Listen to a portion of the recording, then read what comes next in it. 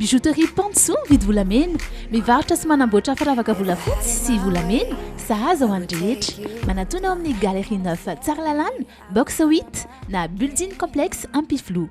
Misy iporimina doly zay aleandrangà, Tanantsirabe Tamaga Majunga, mpampianatra Betraikeva, Satrara, dokotera, professeur, magistrat. Investissez dans une valeur sûre. Uprime manolotra anao ny Le JT. Mousli Makingeri. Ankafiziny mousli eo am-panarahana ny Le JT. B-vitamine Souchkane naturel. Mousli. Au cœur de ce gingembre bio se trouve une source de vitalité pour vos cheveux ternes. Shampoing ultra doux gingembre manolotra anao ny Le JT. La vache qui rit manolotra anao ny Le JT. La vache qui rit parce que c'est meilleur de rire.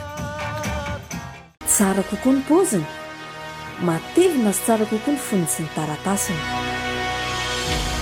Dans la vie, il y a les premiers et il y a les autres. 5G Batelma, des actualités uniques, dynamiques et renversantes dans le JT.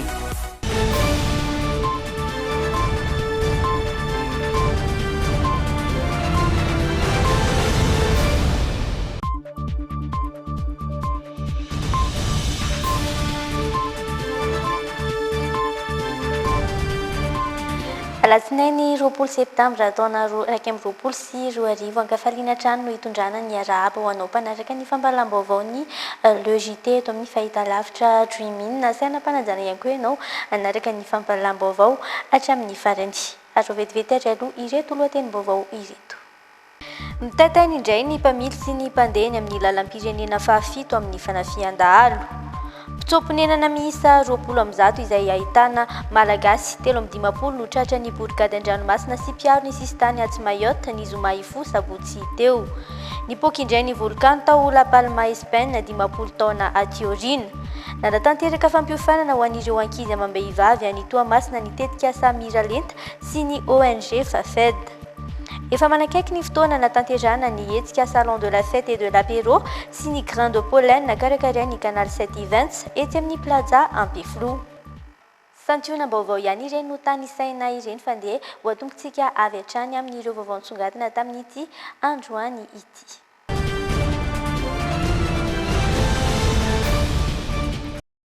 Entsika nomboana ny fampahalam-baovao ny fanafian-dahalo izay nisesesy tatoato izay misesesy tokoa ny fanafiana ireo fiara fitateram-bahoaka amin'ny lalam-pirenena fahafito tsy mifitoerana ny dahalo ny fitarainan'ireo mpitatitra tsy misy mpitandro ny filaminana amin'ireo toerana sogajiana ho mahamay. Fiara iray no voatafika tao Ilaka centre alina no lalovan'ny balany tarehan'ilay mpamily. Fiara maromaro anatina karavana misy fiara 10 eo ihany koa no lasibra tamin'ny aliny asabotsy teo. Mitaitaina amin'izao na ny mpamily na ny mpandeha araka ity fanadihadinina nataony Fenoaza Ariana sy Anjara Kotonorainy ity. Fiara manao tohivakana no lasibatry ny dahalo mpanakan-dalana ny aliny sabotsy tokony ho tamin'ny 12 ora alina tao Irano fokotany fandrainjato any Ilaka centre. 10 ireo fiara nifanaraka 5 tamin'ireo ihany no voatora-bato ary vola manodidina ny 4 tapitrisa ariary no very tamin'izany. Vao ny aliny alahady fo alatsinainy koa tao Ilaka centre ihany fiara iray nilaozan'ny karavana no lasibatra no lalovan'ny balan'ny jiolahy nitavan'ilay mpamily. Tsy mifidy toerana anaovana ny asa ratsy nireo olon-dratsy hoy ny fitarainana. Ireo fanafian'ireo zao ireo intelo metona tatany 3 andro ireo zao tamin'ny 10 alina, tamin'ny 12 alina dia tamin'ny 2 maraina. Zay ny fanafiana tamin'ireo 3 andro fanesesy ireo. Mba olona hitanay mety angamba dia escorte ihany angamba ny hitako hoe mahavan'ireo amin'ireo mpitatitra. Asiana escorte ihany angamba amin'ny lalana fa ny andalana zany tsy tatsony hoe izy natsony mpitatitra ny andalana tratran'le acte. Zay angamba no eo anelanelana Batolamy sy Ambositra hoy ireo mpitatitra no tena atahoran'izy ireo. Amin'ny toerana tsy misy mpitandro ny filaminana ihany koa matetika no misy eo ny asa ratsy. Tokony misy ny fanaovana ny fomba fiasan'ireo mpitandro ny filaminana amin'ny lalam-pirenena raha ny antso nataon'ireo mpitatitra hatrany. Ny tranga zany hitanao amin'ny toerana tena coin tsy mifidy ny dalo amin'ny lalana zany be dia be ny ratsy. Tena ratsy ny akamaroa lalana tsisy tsara tsony amintsika amin'ny resaka izao. Amboarina ilay lalana atao tsara dia eny amin'ilay coin tena dangereux ny asiana polisy gendarme manao PR fa tsy eny anaty tanàna eny amin'ny mazava be tsisy ninina. tokony tsy voaka eto izany izay raha vao tsy normal ny papier-anay nefa izay miala eto izay na voasakana isaky ny 20 kilometatra polisin'izay zany tsy mety aminay ilay satria tokony mba atao lavidavitra va misy mpanakana fa isaky ny 20 kilometatra fian'ny gendarme polisy dia sahirana be zahay satria ilay polisy gendarme any amin'ny toerana misy dahalo ny tokony hiasa fa tsy amin'ny arabe dia fian'ny gendarme sy polisy isaky ny 20 kilometatra dia sahirana izay mijanona lany 5-10 minutes isaky ny arrêté iray. Efa niaran'ny fanafiana tamin'ny taona 2024 ity mpamily ity tapaka tamin'izany ny tanany.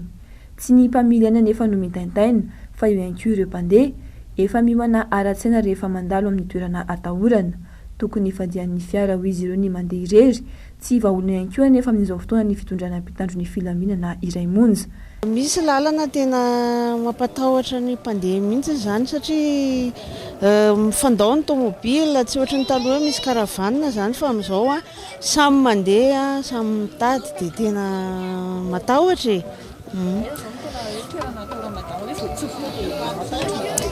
Ao anelanelany izy ty io amin'le atsirabe laka iny zao no tena somary mampatahotra raha amin'ny RN7 zany satria zay zao ambositra mipetraka amiko aloha zany raha voaja le karavanina raha ohatra koa hoe le point le tena point noir reny zany amin'ireny misy mpitandro filaminana miandry hoe amin'ireny zany misy le PR dia sura fa hoe mety mba manena kely an'le tsy fandriam-pahalemana zany fa raha ohatra hoe mbola le toerana taloha reny ihany zany no misy PR dia ohatrany na mitondra gendarme anankiray ve aro hain'olona marobe ny an-dalana.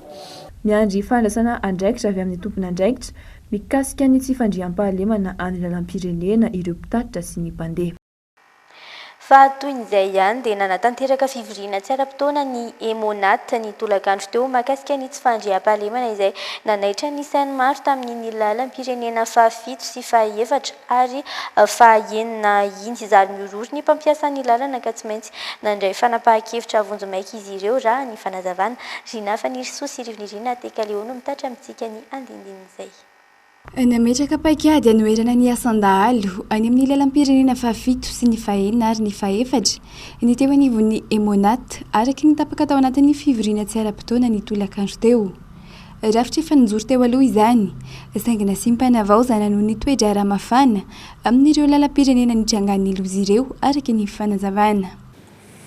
Ka ny fanapahan-kevitra ndraisina voalohany maika indrindra zany dia ny fanaovana escorte andreo taxi brosy mandeha amin'ireo axe anankiroa ireo amin'izao fotoana izao. Manomboka androany io dia ny RN7 mianatsimo sy ny RN4 mitoy any amin'ny RN6 zany dia misy regroupement zany ataon'ireo taxi brosy miala avy eto Antananarivo mandrapatonga any amin'izay toerana andehanany any. Fepetra efa niraisina taloha izy io kanefa noho ny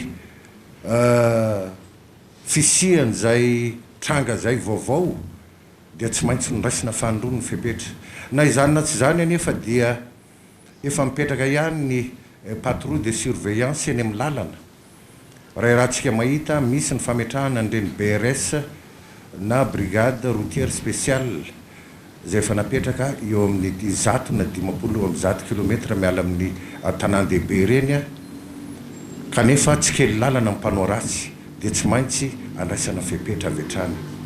Misy zay koa ny patrouille motorisé zany no atao misy koa ny fampandraisana andraikitra an'ireo tompony toerana na ny commune zany na ny district misy amin'ny toerana misy an'ireny karazana fanafiana amin'ny lalan'ireny. Efa tamin'izay efa misokatra ny fanadihadiana mahakasika izao fanafiana sy asandahalo nanaitra ny maro izao.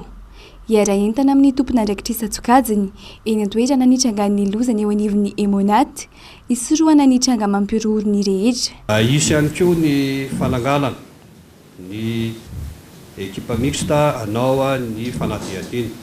Efa fanaonay fanaon'ny polisy sy gendarmerie izy io amin'ny toe-javatra sarotra ohatran'izao.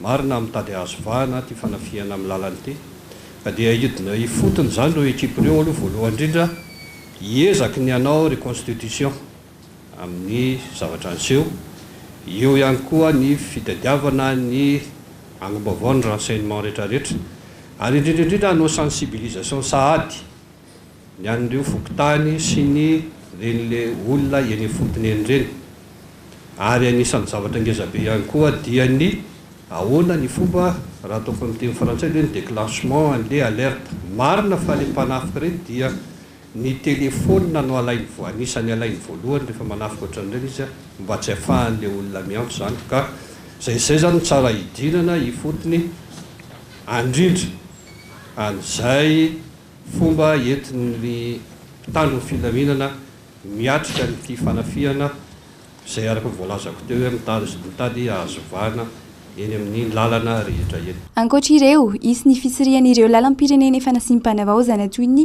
lalam-pirenena faharoa mba ho fitandrona izay fahalemana izay hatrany. Avina ny mpitandro ny filaminana raha teo ny ametraka fandriam-pahalemana ho an'ny tsirairay raha ny fanazavany. Fa mpitsopinenana miisa 20 amin'ny 100 izay nahitana malagasy 3 amin'ny 50 no tratran'ny borgady an-dranomasina sy mpiaro ny sistany atsimo Mayotte ny zoma ifo sabotsy lasa teo karazana sambokely koasasa ireny miisa 4 no tsikaritra ny tafika an-dranomasina tatsy Mayotte izay niondranany ireto olona saika ifindra monina ntsokosoko ireto efa nampidina tamin'ny sidina nabakabaka ny sabotsy ariva lasa teo ihany moa izy ireo malagasy 350 ireo taoriny fampiresahana nataon'ny gouvernemanta malagasy sy ny ministry ny raharaham-bahiny any Mayotte.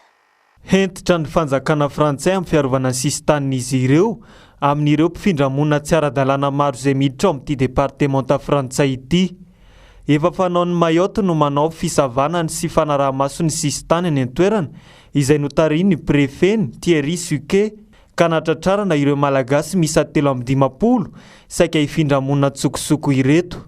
Tsy ny andrela fa 420 ora tao aoriany natongavan'ireo malagasy tany Mayotte dia natao ny fampodiana tamin'ny sidina nabakabaka ny sabotsy ariva lasa teo.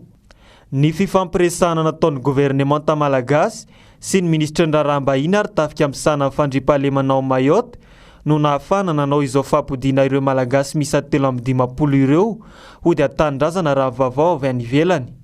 Ankoatra izay, ho malalady ihany koa dia komoriana misa 750 no nesorina tao Mayotte no izy ireo tsy ara-dalàna sy misy pitsipitsy ny maro tsy milamina ny momba azy ireo, hoy ny polisin'ny centre de rétention administratif na CRA tany Mayotte.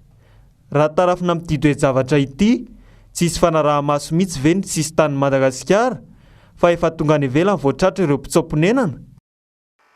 Vaovao mahakasika ny loza mpifamoivoizana ny tranga kosa indray dia zaza iray no maty tsy tra-drano ampolony kosa no naratra vokatr'ilay loza mpifamoivoizana tetsy Ambodiafotsy ampita-tafika omaly tolakandro nandray an-tanana ireo niaramboina ny fitondram-panjakana araka ny fanazavan'ny ministry ny fahasalamam-bahoaka Antony Bolamabe ny loza mpifamoivoizana amin'ny lalam-pirenena voalohany iny kosa hatreto ny fandehanana mafy loatra araka ny nambaran'ireo mpandeha rinafany Stéphane Rakotomalala. Taxi Borosy avy any Analavory azo an'Antananarivo ity niaramboina tetsy ampita-tafika omaly ity. Zazavavy kely eritaona sy 2 volana no namony ainy raha miisa 520 kosa no naratra vokatra izany. Efa misitraka fitsaboana sahaza azy avy ireo maratra. Efa nisy ihany koa ny nalefanody araky ny tatitra nataon'ny ministry ny fahasalamam-bahoaka izay nanao fitsiriana teny amin'ny hopitaly omaly. Noraisin'ny fitondram-panjakana an-tanana avy hatrany ny fitsaboana ireo niaramboina. Nidina ifotony tety amin'ny hopitaly Ravanga ny ekipa ministera amin'izao fotoan'izao satria nisy loza nitranga teny amin'ny RN1 teny akaikina Ambodiafotsy. Nisy tomobile izay nitondra mpandeha taxi Borosy izay nivadika tamin'ny ray latsaka fefany teo ary nanomboka tamin'ny resefany no tonga teto amin'ny hopitaly Ravanga ny marary tao anatin'izany. Ny totalin'izy rehetrarehetra tonga eto amintsika miresaka izao dia 520. Tao anatin'izay dia nisy anankiray zaza izay tonga dia maty sur place. Ny ambiny kosany ny anankely efa narefanody dia ny ambiny eo an-dala fanaovana ny fitiliana sy ny fanaraha-maso ny mpitsabo amin'izao fotoana izao. vao tonga teto amin'izao toeram-pitsaboana izao ireo marareo dia tonga dia andraisan'ny fitondram-panjakana tanana satria ny hôpitaly lehibe dia misy ny atao hoe fond d'équité izay ahafahana mijery ny olona sahirana sy ny sendra ny amehana ohatran'izao zavatra efa mipetraka foana izy io fa tsy hoe amin'ity ihany misy an'izany ahafahana mamonjy ny olona rehefa ohatra ka hoe misy ny fotoana ilana an'izany raha ivatsiray ny malagasy. Tsy nanadino ny fisaorana ho andreo mpitsabona indray an-tanàna ny Marary ny ministra ny fahasalamana Omaly araky ny tatitra voaray moa tsy nahafehy ny familiana intsony ny mpamily vokatry ny fandehanana mafy loatra ny tsimbadika tany an-tanimbary avy hatrany ny fiara raha vao nahazo fiolanana kely ary izao ny teradozy izao. Tsy hita teny an-toerana ny mpamily izay sady tompona fiara tamin'ny fotoana navory olona teny an-toerana. Fantatra kosa nefa fa ny anantona ny birao ny mpitandro ny filaminana izy ary efa tonga eny ihany koa ny fianakaviany araky ny angom-baovao. Matety pitranga ny loza tahaka izao amin'ny lalam-pirenena voalohany iny noho ny fandehanana mafy loatra ho ireo mponina eny manodidina. Fa misaona ny tontolon'ny kanto malagasy sy nodimandry Raharsoa Samuel izay fantatsika amin'ny anarana hoe Samy Rastafana ary entina no nitarika ny fahafatesany raha ny fampitam-baovao tany La Réunion i Samy Rastafana no namoy ny ainy ny sabotsy lasa teo mpanakanto izay isan'ireo nitondra avo ny mozika reggae teto Madagasikara. Betsaka ny raha nahafantarana azy toy ny mbola tsara angady reggae feom-bahoaka aiza ny tanteloko teto fifanajana. Izy ihany koa dia efa filohan'ny fikambanana mpanao reggae teto amintsika izay ekipa sy mpiara-miasa eto amin'ny Dreamina dia mirary fiononana feno an'ny fianakaviany sy ireo akaiky azy.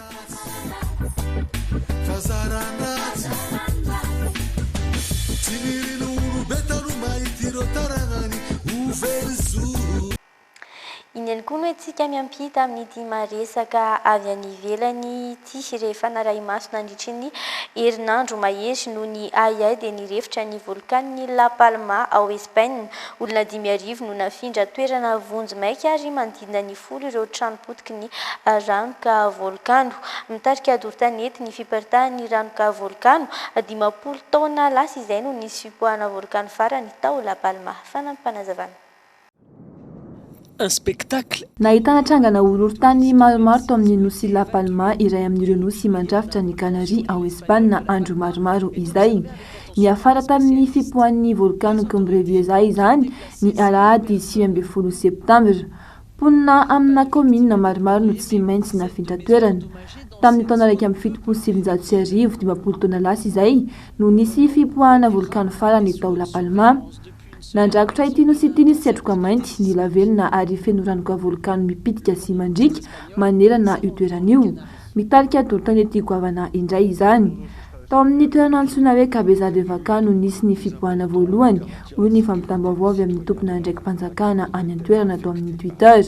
Tsy maintsy nafindra toerana aingana ireo olona manodidina ny arivo mipetraka akaikin'ny volkano. Laharampahamena ny fitandronan'ny andreo-ponina hoy ny Prime Ministra tonga nijery ny zava-nisy tany an-toerana. Manoloana ny zava-nitranga dia nahemotry ny filohampirenena Espagnol ny sidina tokony hitondra azy a New York ary niazo ny nosy Canaries ny tolakandron'ny alatsinainy. Et celle-ci pourrait durer.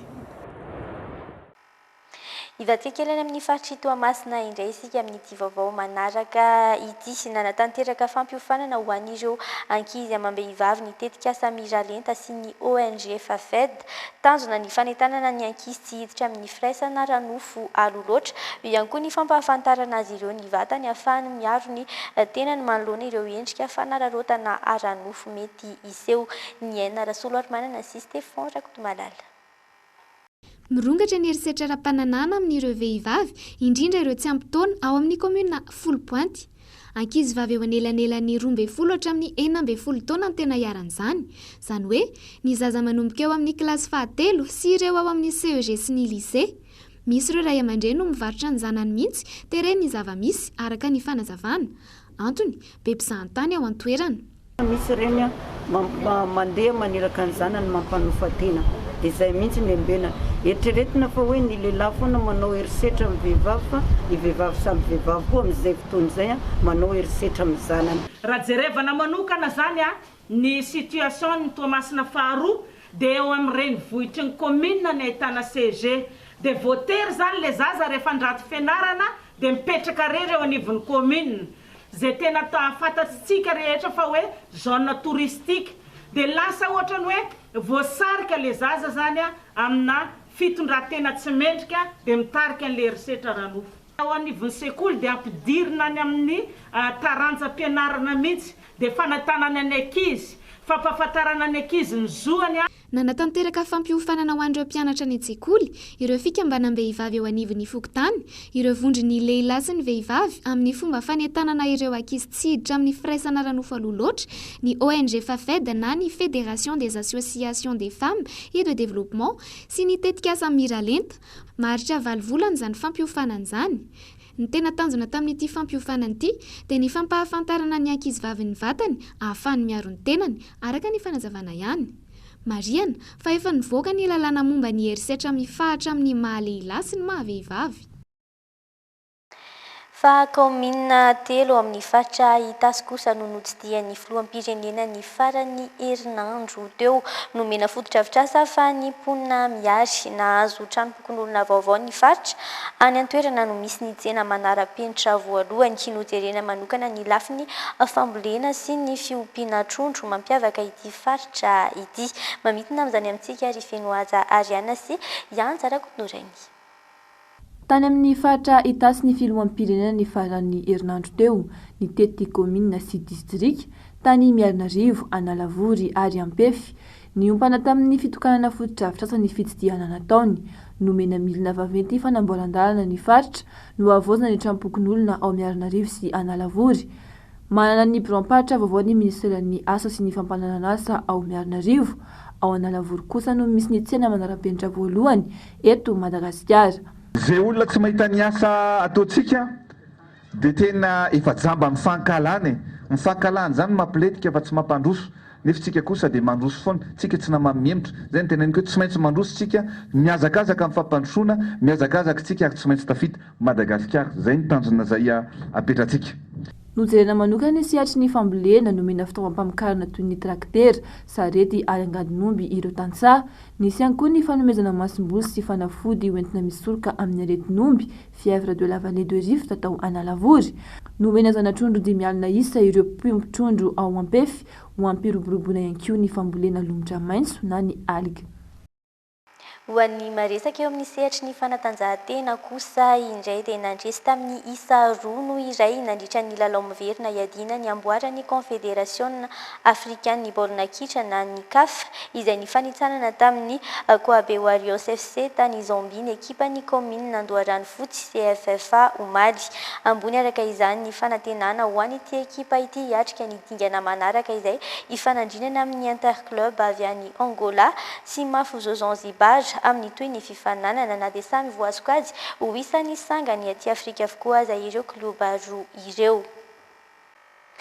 Fa nozaraina androany ho an'ireo lehibe ny orinasa fanaovan-gazety isantsokajiny boky glossaire izay mirakitra ireo voambolana entina ampiasaina amin'ny famoaham-baovao eo amin'ny sehatry ny fanondranana mpiasa any ivelany na ilay ataontsika hoe migration du travail izay notosaina ireo mpanao gazety mivondrona ao anatin'ny fikambanana RJ7 na réseau des journalistes spécialisés en emploi et travail ary notoana ny BIT na ny bureau international du travail sy ny PNLT EH ihany koa ahafahan'ireo mpanao gazety eto Madagasikara mampitombo ny traikefany amin'ny fampitam-baovao eo amin'izay sehatry ny fanondranana mpiasa any ivelany izay ary ho fiarovana azy ireny ihany koa. Fanampanazavana. Natolotry ny OIT mivantana n'ireo lehibe ny asa fanaovan-gazety isantsokajiny androany ny glossaire, boky mirakitra ireo voambolana entina anoratana sy amoahana ireo haino aman-jery ny angom-baovao mahakasika ny migration du travail na ny fanondranana antsokosoko olona hiasa any ivelany izay tena miroborobo ankehitriny. Mba ahafahan'ireo mpanao gazety ho matianina kokoa eo amin'izay sehatra izay ary indrindra hanampy amin'ny fanatotosana ny tetikasa Refrem ny OIT amin'ny fandraisana mpiasa aradrariny mikendry ny fisorohana ny fanondranana olona antsokosoko sy ny asa anterivozina. Be ty feonandrano ity satria mba matetika mpamonjy ohatr'izao lanoana ohatr'izao ihany ny tena. Fa androany tena vory-lalina teto ny tompona ndraiky ny fanondrata, ny talen'ny famoahana, ny tonin-dratsoratra samihafa avy amin'izao. Orinasa ny gazety samihafa misy eto Antananarivo. Dia diky zany fa zava-dehibe ho an'ny asa fanaovana Madagasikara ny fahafantarana ny fahafantarana ity boky sy ny fitrandrana vaovao momba ny fanondranan'olona sokosoko dia hitatsika nyto sakany any tsika miresaka aloha-ranom-baovao ary io a manohitona ny asa tsika mihitsy io tsy amin'ity sehatra ny fahamarinan'olona sokosoko ihany fa amin'ny zavatra samihafa mihitsy dia sahinana foana tsika mpanao gazety amin'ireo ranom-baovao matetika tsika voadododana nefa ary mitondra anareo matetika dia mbatsy misokatra anareo varavara any fitondrana io any amin'ireo voakasiky ty fahamarinan'olona sokosoko ty a mikatona daholo nyreo ranom-baovao satria matetika araky ny fantatritsika mpanao gazety dia olona manao an'le mpaniry olona manao an'le asa miafilafina miaraka amina tompona andraikitrany no manao an'le izy dia matao aty sao dia atsikafitsika mpanao gazety ny zava-misy dia hotrahatra eo izy zay zany mahasarotra nyty apresiantsika mpanao gazety zany hitadiny fomba rehetra azahoantsika ny vaovao maropototra araky ny voalaza teo afatsika manatsikafina sy manaitra ny tompoka ndraiky mpanjakana na tompona andraikitra mahefa rehetrarehetra andray fanapa-kevitra amin'ny ady atao amin'ity fahamarinan'olona nitsokosoky eto Madagasikara. Anisan'ireo niara-niasa tamin'ny OIT na atotosa ny famoahana ity glossaire ity ireo mpanao gazety mivondrona ao anatin'ny fikambanana RJ7 na ny réseau des journalistes spécialisés en emploi et travail eto Madagasikara ary ny Bureau national de lutte contre la traite d'êtres humains na ny BNLTEH izay manamafy ny fahavononan'izy ireo amin'ny fampianana ireo tranga fanondranana olona antsokosoko sy ny asa antery ihany koa. Ny zava-misy ankehitriny zany dia maro ny olona izay mitady fiainana tsaratsara kokoa dia manantena izy fa rehefa tonga ny ivelany any dia mitsaratsara kokoa ny fiainany. Marina nefa mety misy zany zavatra zany rehefa voakarakara tsara ny fiainganeta zany hoe alohan'ny haingo eto Madagasikara izy zany efa fantatra tsara hoe ohatry ny ahoana daholo voahaja daholo ve ny zony amin'ny mampiasa azy rehefa tonga any amin'ny toerana io izy fa tsy hoe tonga dia mandeha amin'izao fotsiny dia rehefa tonga any zay vao mahita hoe inona ny zavatra hitranga eo fa mila zany isika mpiasa rehetra izay maniry hondrana ivelan'ny Madagasikara mahafantatra voalohany indrindra hoe inona le asa ho atao iza le olona ampiasana na ny société ampiasana inona daholo ny zoako ohatrinona ny karamako rehefa inona ny afaka mahazo fialatsasatra sy ny rehetrarehetra haiko ve le teny pirenena amin'izay firenena ho alehako ana amin'izay tsy ho mora ny filazan'izay amin'izay tsy ho sarotra aminy zany manatanteraka ny asa ary tsy ho mora ho an'ny mpampiasa anazy ny mamitaka anazy rehefa avy eo. Ankoatra izay, ny birao ny OIT eto Antananarivo dia efa nanampy ny governemanta malagasy amerina ny tanindrazana mpiasa mpifindra-monina marefo miisa 400 indrindra ny vehivavy nanomboka ny taona 2024 tao anatin'ny varinaretina COVID-19. Fa efa manakaiky ny fotoana natanterahana ny hetsika salon de la fête et de la Péro sy ny Grande Polène izay karakarain'ny Canal 727 amin'ny plaza Ampefilo, hetsika izay natao hanomezana fahafapoan'ny mpanjifa sy mpakafy entanina hatrany rehetra fa mbola misokatra ny fisoratana anarana ho amin'izany. Hetsika samihafa indroa miatoana no atolotry ny Canal 727 ho famaranana ny volana septambra sy ho fitsenana ny volana vaovao indray. Natao hanomezana fahafahampoan'ireo liana amin'ny fikarakarana lanonana sy ny tontolony ny hetsika voalohany amin'izany. Araka ny fahafantatritsika ny tokantrano any dia ao anaty fikarakarana hetsika indray ny Canal 727 hetsika roa be izao amin'ity volana septambra ity sy ny volana oktobra ho avy io. Amin'ny faran'ny volana izao zany hoe ny fahatelopolo ny volana septambra ny voalohany ary ny faharoa ny volana oktobra no anomboantsika azy dia ny salon de la fête et de l'apéro ho an'ireo rehetra misehatra ao anatin'ny tontolon'ny lanonana ny fikarakarana izany ny resaka décoration, ny resaka service traiteur, ny location de vaisselle sy rehetrarehetra izay fantatritsika mahakasika izay fikarakarana lanonana izay dia tafiditra indrindra ao anatin'ity sehatra iray ity dia ny salon de la fête et de l'apéro. Natao andreo liana amin'ny tontolon'ny fambolena kosa indray ny hetsika faharoa manaraka izay. Herinandro aorianan'ny salon de la fête et de l'apéro dia ifampitaona eny amin'ny plaza amin'ny hetsika Grande Polène ny mpankafy sy ny Canal 727. fa eo ihany koa ny hetsika grande pollen zay herinandro aorinan'izay salon de la fête et de l'apéro izay dia ho tanterahantsika indray izy ity ny fahafito ny fahavalo ary ny fahasivy volana oktobra ho avy izao ho an'ny rehetra miompana tanteraka moa zany izy ity ao anatin'ny tontolon'ny fambolena indray dia raha misehatra ao anatin'izany ianareo mety hoe manana hazo fihinam-boa ireny zezika ireny ihany koa ny tontolon'ny voninkazo ny décoration extérieure dia tafiditra indrindra ao anatin'izay grande pollen izay ako asaina indrindra ianareo isoratra anarana andray anjara amin'ity hetsika grande pollen izay ho tanterahana ny fafito ny favalo ary ny fahasivy volana oktobra ho avy izao. Roa arivo ariary monja ny vidim-pidirana amin'ireo hetsika roa samihafa ireo. Mbola mitoy ny fisoratana anarana azo atao ihany koa ny maka fanampam-panazavana ao amin'ny page Facebook ny Canal 7 Events. Entanina ny rehetra ho tonga maro satria hetsika natao hanomezana fahafampohan'ny mpanjifa avokoa ireo. Fa tsara ampahafantarina amintsika ihany ny fivoarany varetina Covid-19 any ivelany ihany. Afaka eritreretina ny analefahana ireo fepetra manoloana ny fampiarana ny passe sanitaire araka ny nambaran'ny mpitondra teny ny gouvernemanta. Izy filan-kevitry ny fiarovana iresahana manokana momba izany ao Frantsa amin'ny alarobia ho avy izao. Tsapa fa efa midina ny tahany tranga voamarina araka ny nambaran'ny ministry ny fahasalamana saingy izay ilaina fa hamelona araka nambaran'ny mpitondra teny ny gouvernemanta frantsay mety afaka alefana ny passe sanitaire ao an-toerana anatanteraka filan-kevitry ny fiarovana ireo tompona andraikitra amin'ny alarobia ho avy izao iresaka manokana izay tranga izay raha ny nambaran'ny tompona andraikitra mila mailo sy miaro tena ihany araka ny nambaran'ny tompona andraikitra manoloana izany. Ny tena fanontaniana mipetraka amin'izao fotoan'izao araka ny fanazavana dia ny hoe ahoana no ametrahana ny paikady hitazomana ny passe sanitaire sy ny fomba hampifanarahana ireo fepetra rehetra miaraka aminy ao amin'ny firenena tsirairay. Ao Frantsa efa miahambany ny tahany tranga voamarina ao amina departemanta miisa 30 mahery latsaky ny 6 ireo tranga ho an'ny mponina ray hetsy. Araka nambaran'ny Olivier Véran, ministry ny fahasalamana ao Frantsa, raha izao izao, afaka alefana ho izy ny fepetra any amin'ireo toerana tsy dia ianahany valanaretina aloha. Fa tahaka ny mahazatra dia tsara ho ampahafantarina amintsika ihany ny vinavinany mety ho toetry ny andro ho amin'ny rahampitso araovetrany ary.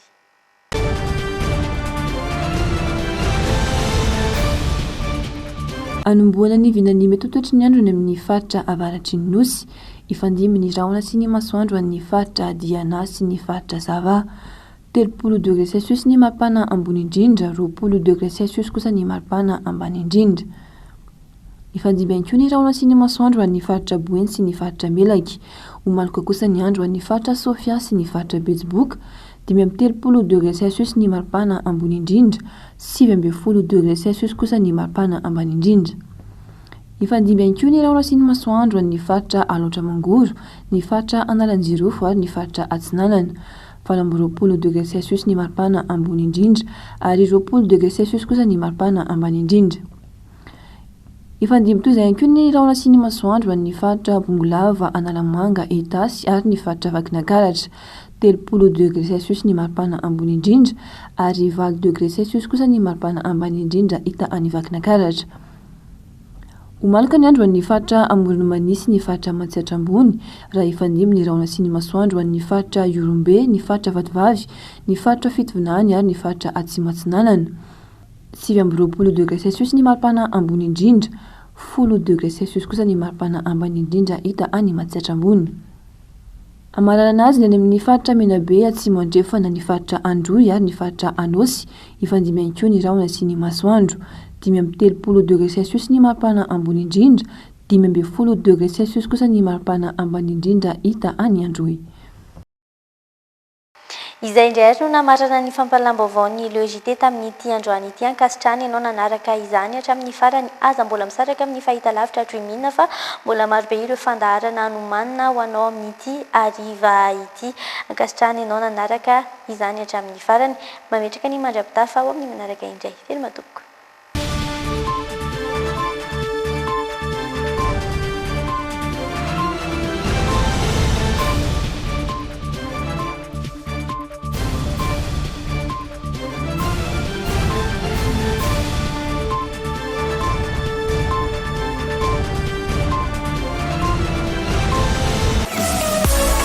Sanjay Batelma, des actualités uniques, dynamiques et renversantes dans le JT. Bijouterie Pansou vidy volamena, mivarotra sy manamboatra firavaka volafotsy sy volamena, sahaza ho an'ny rehetra. Manatona ao amin'ny Galerie 9 Tsaralalàna, box 8 na building complexe Ampiflou. Paperline, le choix de votre succès.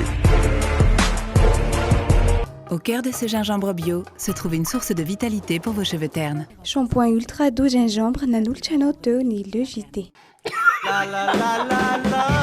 La vache qui rit nan'olotrano teo ny le JT. La vache qui rit, parce que c'est meilleur de rire. Miss Ibrahim Madoly zay aleandrangà Tanantsirabe tamaga majoanga Pampianatra betraike fa satrara Dokotera, professeur, magistrat Investissez dans une valeur sûre Ibrahim man'olotrano ny le JT. Mousli, Makingeri. Ankafizy ny mousli eo am-panarahana ny le JT. B-vitamine, otrikaina natural. Mousli.